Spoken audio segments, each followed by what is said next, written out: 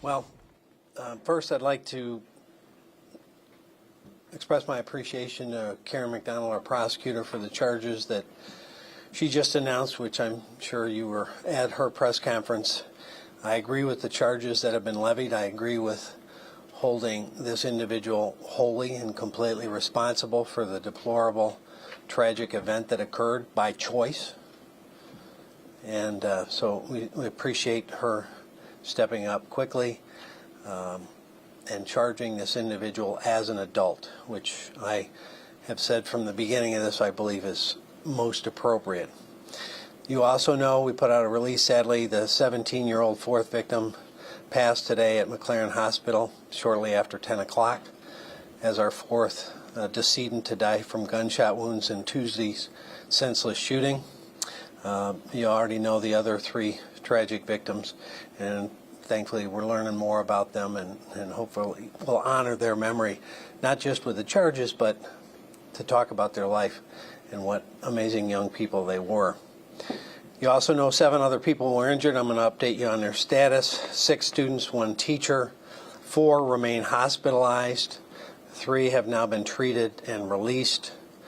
A 14-year-old male remains in serious condition with GSW gunshot wounds to the jaw and hand. A 17-year-old female with neck wounds.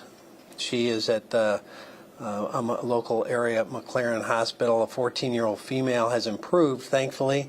I would say no small part to great medical care, emergency responders, fire service, and prayers. Quite frankly, the public. She's been removed from critical to stable with gunshot wounds to the left chest and neck. She's at Hurley Medical in Flint. And we have a 17-year-old female that still remains in critical condition with a gunshot wound to the chest, so I'm still looking for prayers and support for her and her family. The following discharged was a 15-year-old male who had a wound to the left leg, a 17-year-old male who had a hip gunshot wound, he was discharged, and a 47-year-old female teacher that had suffered a gunshot wound to her left shoulder was discharged, as you already know. Again, the charges levied by the prosecutor we're supportive of, including 1 count of terrorism causing death, because very clearly there were a lot of victims in that school other than the ones that were actually struck. And then in addition to that, she charged 4 counts of first-degree murder, 7 counts of assault with intent to do murder, and 12 counts of felony firearm. Our detectives right now are in the car on the way to District Court 52-3 for a swear-to the facts and allegations contained in these warrants. And after those are sworn to, we anticipate that a video arraignment from Children's Village direct to the court will occur, and we are asking and joining the prosecutor to ask the judge that this individual be transferred to the Oakland County Jail from Children's Village. So we hope that the judge rules on that as well. I'd like to update you on some of the information. This is still evolving, right? It's a crime scene. We've still got a ton of interviews to do, video to review, documents to review, search warrants that have been completed that have to be examined in terms of content and items that were seized. So sometimes things evolve. When I said last night that he had 7 rounds left, he actually had 18. 7 were in his pocket that were loose, so he had an additional rounds in an actual magazine. Excuse me. So he had a total of 18 live rounds left. We have recovered 30 spent shell casings at this point by processing the scene, meaning he fired more than 30 shots. More to the point, again, I think it highlights the fact that with this much ammunition still with him, 18 live rounds, the quick actions of the school and the lockdown, as well as the deputies getting in and going to the sound, going to the danger, saved lives. That doesn't minimize the loss or the tragedy, but it's important that we continue to look for ways to prevent these and if they ever tragically happen, how we can mitigate and reduce that tragedy. The suspect, we believe, at this point now had 3 15-round magazines. 2 were initially recovered by investigators, and after a thorough forensic examination of the crime scene, which went until 5:30 this morning, another magazine was recovered. As I mentioned, the crime scene was searched and processed until 5:30 this morning and has now been turned back to Oxford schools. We're coordinating counseling and therapist efforts with Care House to assist all Oxford community schools. And we also have an offer for a crisis team from the FBI, and we're grateful for that assistance. I would remind and encourage anyone, whether they were there or feel traumatized by the event, it is strength to seek help, not weakness.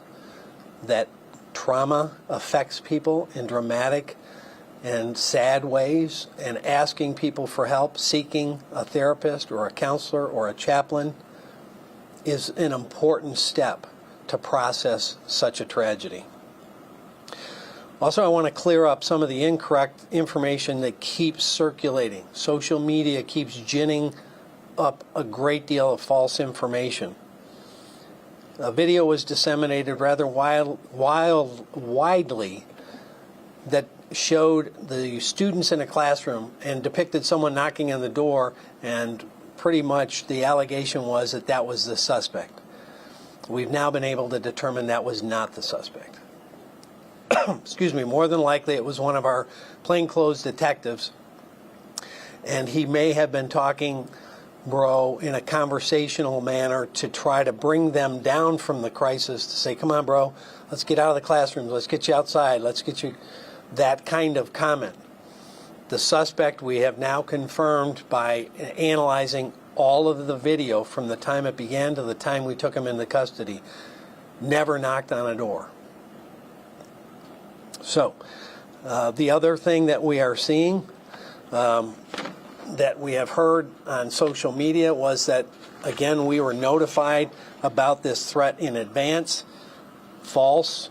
The threat that we were notified in advance was one from November 11th that actually we did investigate, and it was determined to be from Georgia, not Oakland County, and had no relationship to Oxford schools and was cleared as such. That is continuing to be cross-populated to this event. It has nothing to do with this event. So people are posting, I called the sheriff's office about a threat. It was a different set of circumstances that had nothing to do with this individual or the facts at hand. There were 2 events that happened fairly close proximity in timelines and the locations to Oxford.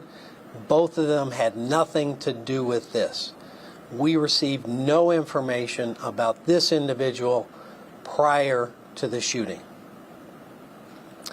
We also were told that the school had some information or some contact with the individual. We had no information from the schools, but we have since learned that the schools did have contact with the student the day before and the day of the shooting for behavior in the classroom that they felt was concerning. In fact, the parents were brought in the morning of the shooting and had a face-to-face meeting with the school. The content of that meeting obviously is part of the investigation, but we did not learn of that meeting nor of the content of that meeting until after the shooting and during this investigation. So please, I remind everyone, be wary of social media and what's spread, because it's hurtful to the community, it's hurtful to the victims, and it spreads false, sad misinformation. If anyone has information or believes they know something about this case, or frankly any case, or any potential threat anywhere in Oakland County, please call our phone line that we've given out before at 248-858-4911, or you can email us at OCSO, Oakland County Sheriff's Office, OCSO@oakgov.com, and of course we always accept anonymous tips. So I'll try to answer questions if it doesn't get too deeply into the evidence, because we're right now at the baton point where we're passing the baton from investigation to prosecution, and we don't want to say anything that may jeopardize that furtherance of the case.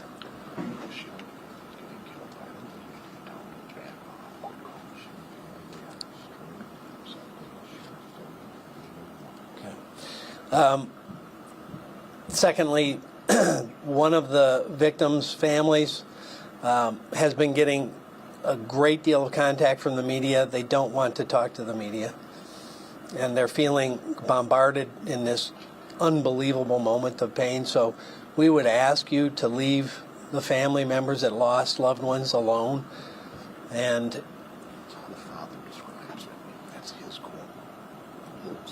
the father described it as wolves at the door, and they're dealing with the loss of a child. Let's not victimize them again, please. Sheriff, on the victim who passed today, multiple ages have been given, 17. 17. Prosecutor just said 15. 17. 100%? We verified it via driver's license. Thank you. Sheriff, can you confirm that the suspect was at school and then left and then came back? Is that true? Suspect was at school and did not leave, was brought into a meeting and then went back into the school area. Sure, but that's more about the nature of the concerning behavior that was exhibited in the classroom. Was it a threat? Was it violent behavior? I can't get into that. Again, we're at the evidentiary handoff point, but Is that information that should have been relayed to the school liaison officer, or you guys? we always prefer to err on the side of too much rather than too little. I can't really go much beyond that, but we would rather, as I said yesterday, check out 1,000 nothings and miss one real deal. Is that going to be investigated? Is the school going to have to potentially answer questions? Well, it's certainly part of our investigation, and that's where we learned about it. Sheriff, he was in school with the face-to-face with his parents. Was he in a meeting with them that on the day of the shooting? Yes, And the parents left, but he stayed in the school. yes. You know what time in the morning that might have occurred, that face-to-face? Shortly after 10, I believe. So between 10 and almost 1 o'clock, right? The shooting was at close to 1, right? Correct. 12:52 thereabouts was first call came in, or was Also, Sheriff, dispatched. we're hearing that he went into the bathroom, he loaded the gun in the bathroom before walking out to shoot. Can you confirm that? I can tell you he came out of the bathroom with the firearm and began shooting. I can't tell you if he loaded it in there. Any updates on a motive just yet, Sheriff? No, we obviously are not communicating with the suspect, so we can't get that from him. We're working, items that we have seized, as I talked about, documents, papers, phones, evidentiary value, items to look to see if there's something that would lead to us understanding what motivated him. But I will say again, there is nothing that he could have faced that would warrant senseless, absolutely brutal violence on other kids. And I have also asked the school if they had any records of him being bullied, and the coordinator of anti-bullying programs had no information that he'd been bullied by anyone. The prosecutor talked about premeditation in her estimation, but was not able to clarify whether it was premeditation of certain victims. Did he go there with the intent to just kill, and these people were randomly targeted, or is there any indication they were specifically targeted? We have no indication that these students were specifically targeted, and based on what I've seen, I don't think that's the case. Was he meeting with the students, was there any discipline that was discussed that you know of, or just discipline that was decided in that meeting? I really don't want to get into the specifics of that meeting because now it's part of the investigation, but I wanted to be transparent that we learned that a meeting had occurred and we did not know about that until after the shooting. Sheriff, was he ever expelled from school? No. Prior to those two meetings, there was no contact and nothing in his file by either concerning behavior or discipline. In the investigation, how has the interaction been with the parents so far? With the parents of the child? Of this. Yeah, well, they've apparently hired an attorney, so we're not talking to the child or the parents. I understand you're saying that threats were not reported to your office, but as you go through the sort of digital evidence and the writings, how clear or specific were threats that you might have ultimately violent language or experience? Yeah, I really don't want to get into ultimately what will be disclosed at trial and what we recover in terms of documented evidence. In debunking social media misinformation, can you address some of the rumors about a countdown being displayed on one of the social media accounts, something that was ticking down to the day? That's the first I've heard of it right now. So again, there's so much out on social media that we've spent a lot of time investigating and finding there was nothing to it and debunking, and it's causing us a great deal of resources, and it's causing the victims more harm and more hurt. Is there any indication that the suspect had been treated for a mental health condition or was seeking treatment for a mental health condition at this point? We have no information about that.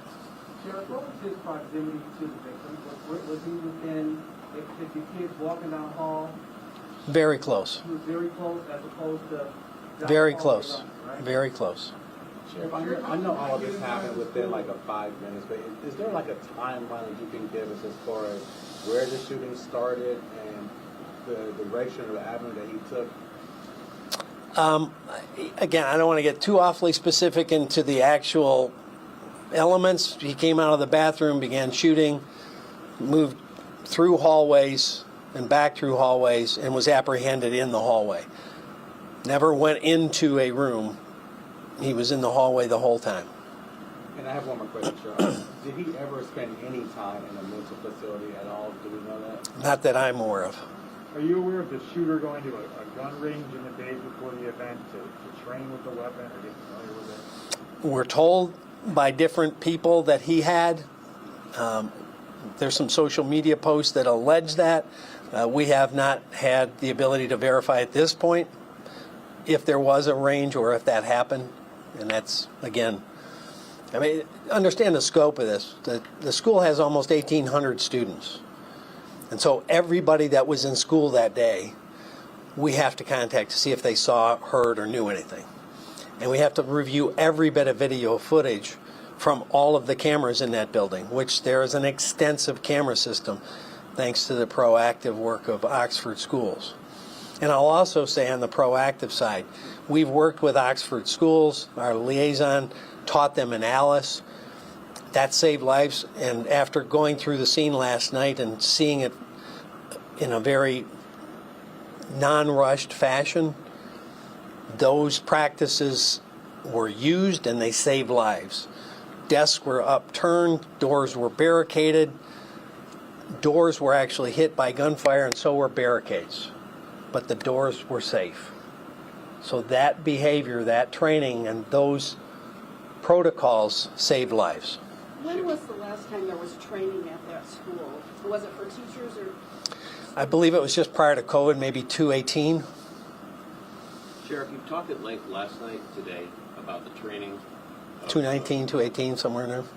Forgive me. You talked at length last night today about the training of your team, of the kids going through drills, but no mention about gun legislation, maybe trying to do things upstream to prevent these types of occurrences. The prosecutor talked about it Well, a half hour ago. Do you have anything you want to share in your view in regards to whether that... yeah, I mean, I think I have the feeling a lot of law enforcement has. We have a whole lot of gun laws that are meant to hold criminals accountable when they commit a crime, when they use a gun, when they carry a gun illegally, and they're not utilized today. And that's one of our constant concerns around the country. I'm head of government affairs for Major County Sheriffs of America, and we see this across the nation. We catch somebody illegally with a gun, and it's pled down to a misdemeanor, and they're out. We've had people, that have been charged with gun crimes 3 and 4 times. I believe the surest way to get a handle on holding people accountable when they're doing things illegally with a gun is to punish them. And that's not happening in many communities across America today. There is a NICS background check when you go in to attempt to purchase a firearm that requires you to go through this. There is a huge number of people that are prohibited from buying that firearm, that are caught by the system, that are never prosecuted for trying. We have gun laws in place. We're not holding people accountable. We have felony firearm in Michigan. I'd like to see anybody that's caught illegally possessing and using a firearm in a criminal manner should get felony firearm and do hard time. if we're going to hold people accountable, let's hold the criminals accountable. Is there anything in the father's history that should have precluded him from being able to buy that firearm? Not that I'm aware of. Sheriff, how frustrating is it I know you mentioned that you guys have been trying to talk to the suspect and his parents, they're telling them not to talk. How frustrating is that for you and your deputies and your investigators? I believe, regardless of what the parents or the individual suspect does, our investigators are well on the path to create a very, very good case to hand the baton to the prosecutor. Sheriff, I have one more question about the actual shooting. In a crowded hallway in school in close proximity, did the initial victims even know what was going on when they were shot? The reason I'm asking, I'm a parent with kids in school. Sure. I know how kids walk through a hallway. You always tell your kids, keep your eyes open, be careful. But if a kid is walking next to you or behind you, and you don't know his or her intention, there's not a whole lot you can do. Did the initial victims who were shot, did they actually know what the heck was going on when it happened? I would have to say no. Sure. So we were told that there was a female retired deputy who was helping out at the school yesterday. Do you have any more information on who she is and how she was able to help out? Their private security is employed by the school district in addition to us having a school resource officer that covers Oxford schools. I know some of them were there yesterday. I'm not sure all the specific ones. So we really don't want to get into identifying personnel at this point, but there were private security people employed by the school, and I know at least one or two were there yesterday. Sheriff, the prosecutor said, she said it's being considered or looked into, but from where you sit with the evidence you've found, do you see any potential criminal negligence on behalf of the parents? I think that would have to be a TBD as the investigation to be determined as the investigation unfolds, and we present it to the prosecutor, and then she'll make the decision. Sheriff, how did the gun get inside the building? It's speculative, obviously, but my guess is he carried it in, either in his backpack or in his waist. Sheriff, can you, and I apologize for the repetitive question, can you explain again the meeting of that morning and the day before? It was a meeting with his parents about his behavior? The day before, it was a meeting with school personnel about some concerning behavior, and the meeting the day of was with school personnel and parents About the same issue? about a different issue. What was that issue the day of? I really can't go into the specific issues on either day, but two different meetings happened. Can you give us any insight into his mental state? There was, obviously, he's on suicide watch. If he's moved to a county jail, will that be continued? Are there concerns about that? Well, typically, anytime we have somebody with the active participating role in a tragedy such as this, they're put on suicide watch just to ensure that nothing happens. So that's kind of SOP, standard operating procedure, and absolutely, if he gets transferred to the Oakland County Jail, that will happen. There have been a number of copycat threats throughout the county today. Sadly. Deputies are already beyond busy, but I assume that has already taxed your resources. Yeah, spot on, Russ. Yeah, there's it's some weird anomaly. Every time something like this happens in the country, there's a whole bunch of copycat threats and texts and pictures, and it really burdens law enforcement all across the nation. We're actually in schools today investigating what we think are part of that incredibly disturbing trend. And that's again, it raises the level of anxiety of parents, students, and teachers in schools that had nothing to do with this individual incident, but are now feeling very much anxious and tied to it. And that's how it broadens this whole anxiety and depression that many parents and students are feeling. And it's incredibly disturbing. And so when those kids or whoever we find out call in or do these text false threats, as you've seen us in the past, we attempt to get charges on them. Even if it's not a credible threat, the mere threat is a crime. And if you make a threat, we're going to seek charges. Again, apologies on the redundancy. No evidence of bullying from where you sit right now, correct? I specifically myself asked the school district. They had no information in any of their records that he had been bullied, and we have had no information brought to our attention from any other source that he had been bullied. Thank you. The prosecutor said that the suspect may have been planning the shooting for a while. Do you know if the FBI was aware of any of this prior to the At this point, I'm not aware any law enforcement agency had him or the school on their radar for this particular incident at all.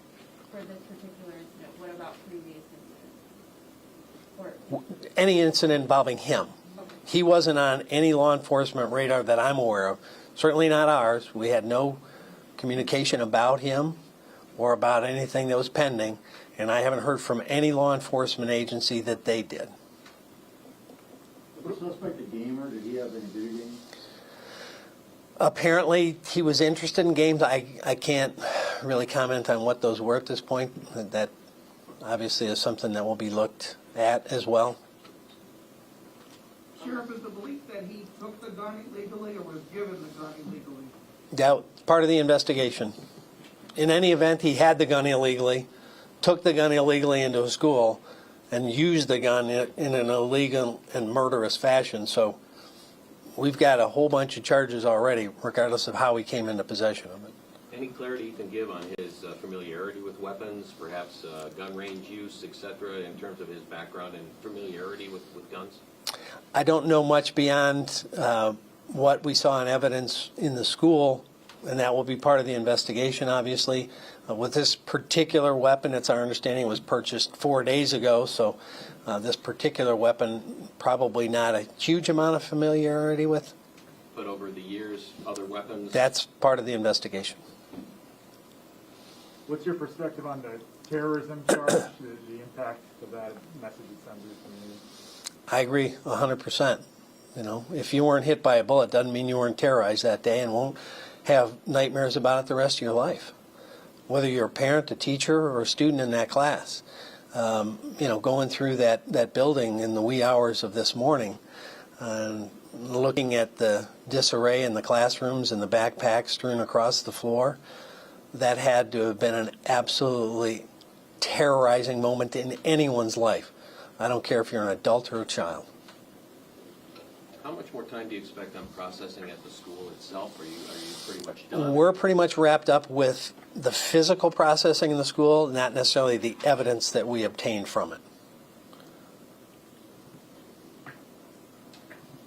There's a search warrant executed at the parents' house. Are there additional properties that you're looking at that require similar searches?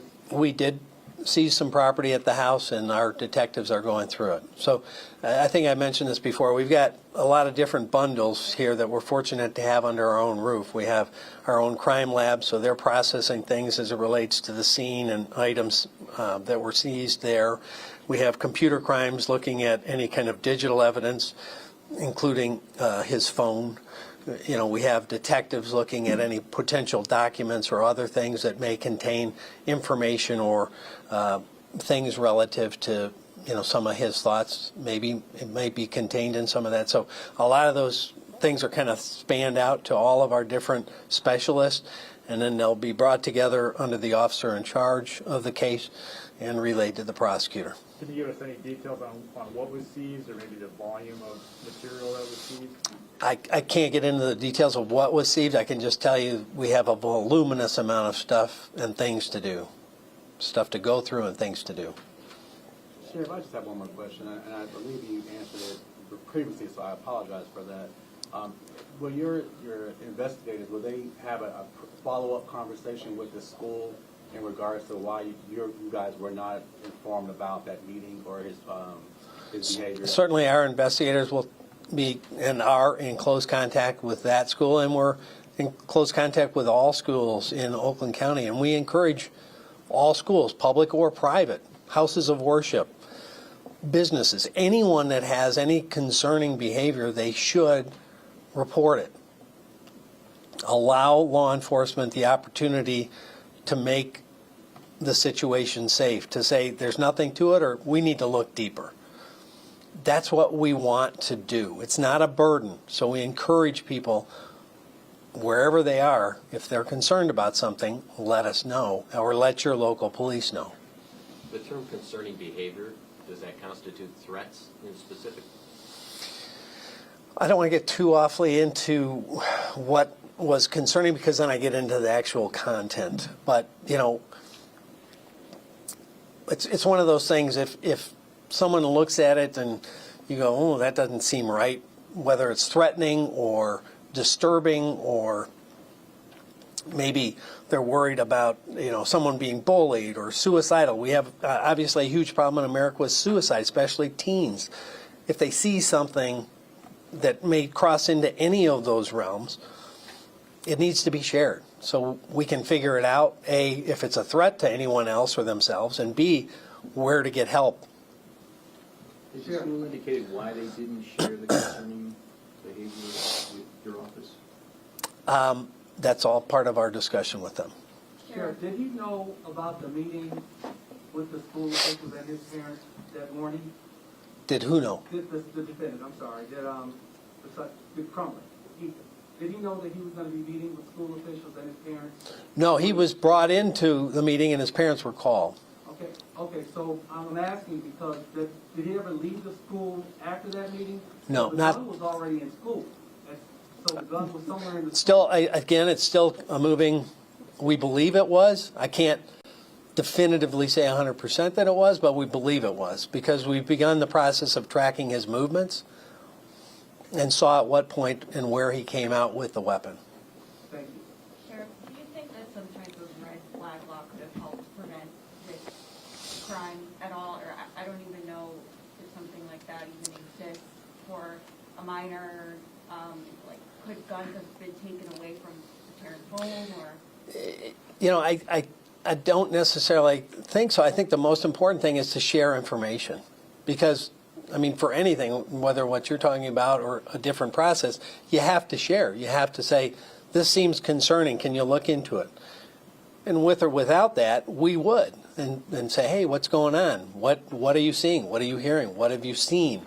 And try to determine where it's coming from and where it might lead. You may have mentioned this, but for the private security you previously mentioned, were they affiliated with the school or? Yes.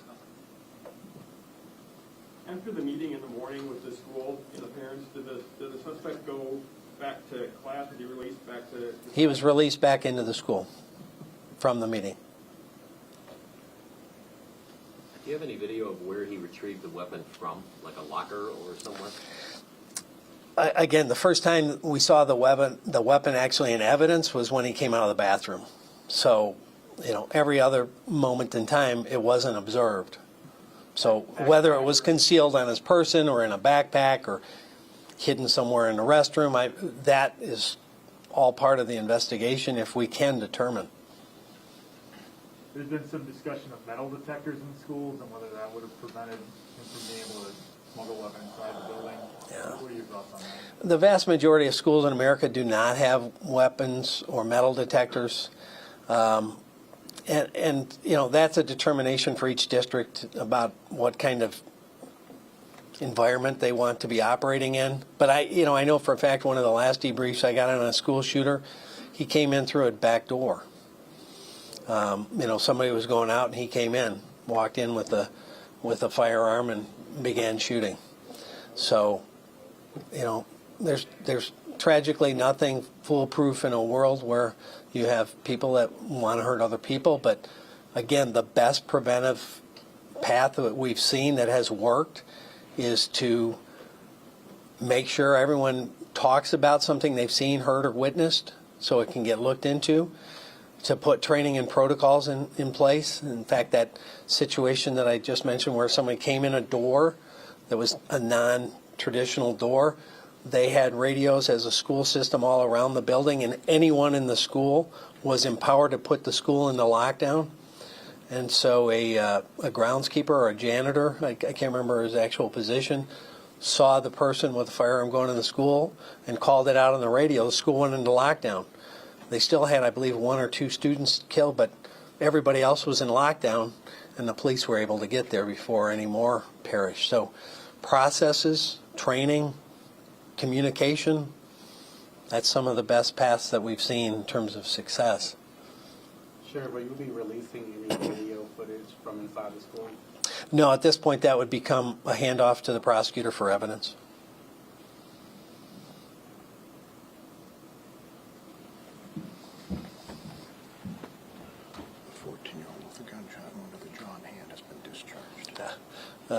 recent update, the 14-year-old with the gunshot wound to the hand and jaw has been discharged. Any update on the young girl described yesterday on a ventilator after a chest wound and surgery? I think she's still, She's off the ventilator now. she's off the ventilator, but she's still critical. Yeah. Yeah, Thank you. yeah. Did you mention a time for the arraignment?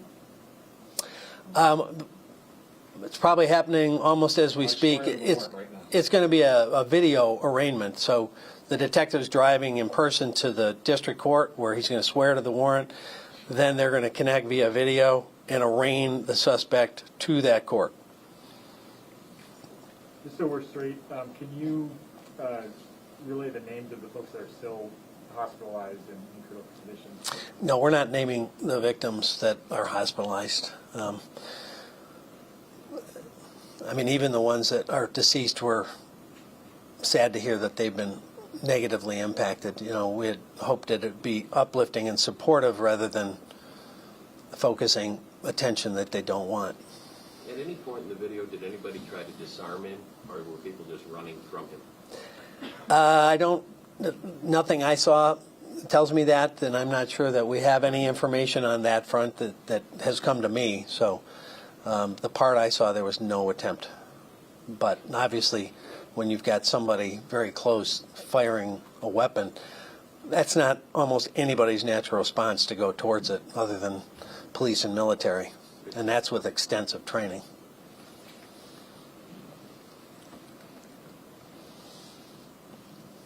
Anybody else? Thank you.